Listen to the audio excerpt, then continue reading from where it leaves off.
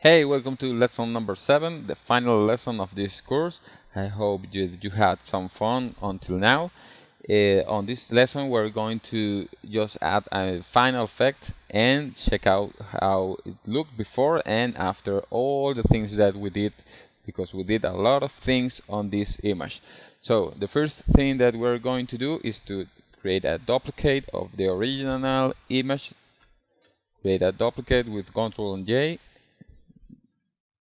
Set it on the top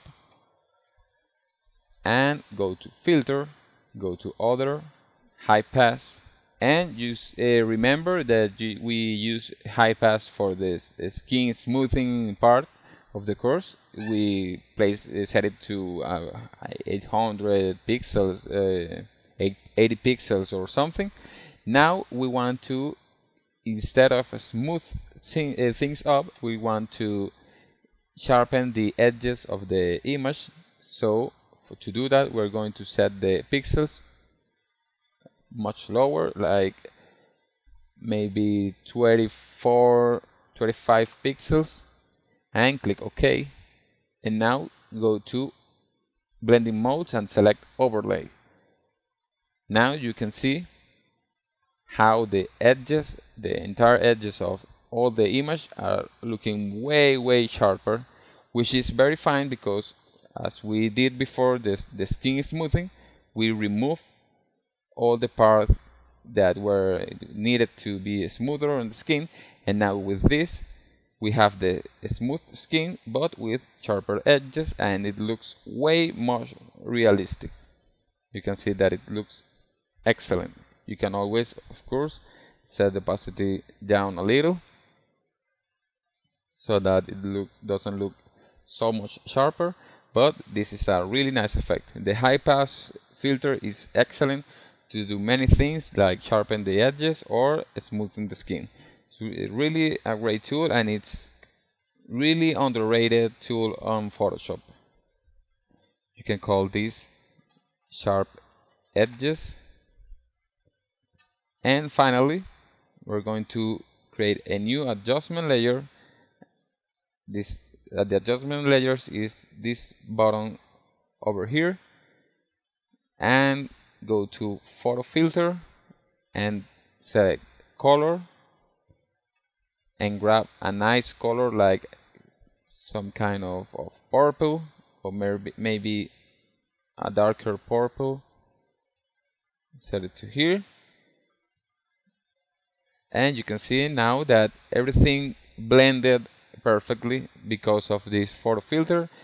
Everything was nice here, but when we use the photo filter, everything comes down like blending into one single image. I don't know if you can pick it up, if you can see it, but when you make it yourself, you are going to realize that this photo filter is helping a lot to blend all the image and make the makeup look much more realistic.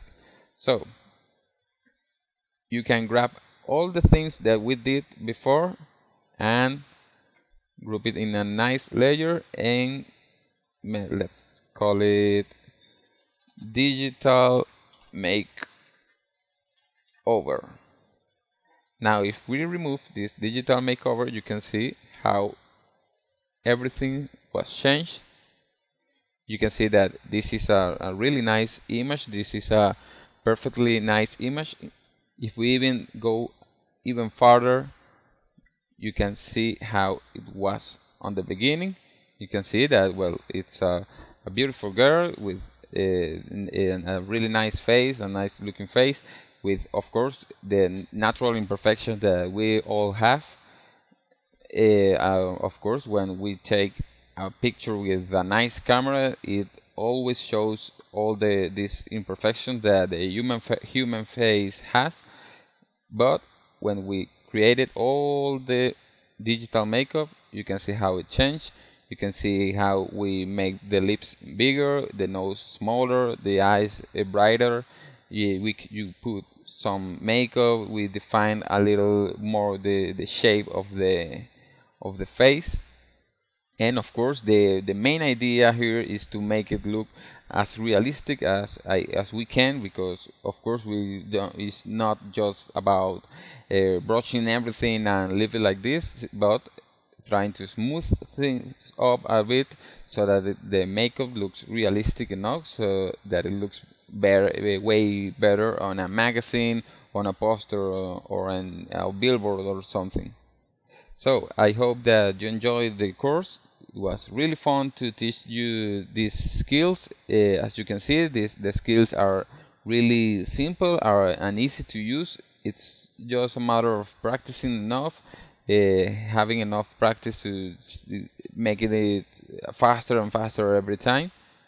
But it's a lot of fun, of course, when you have to create digital makeovers for 100 pictures. It can be a little frustrating, but it's with these techniques that I showed you, you can see that you just need kind of like 5 layers of things, of makeup, and making some adjustment to the face, and it's going to look very, very nice. Well, I hope that you enjoyed the course. Thank you for joining me on these lessons. I'll see you on the next course. Goodbye.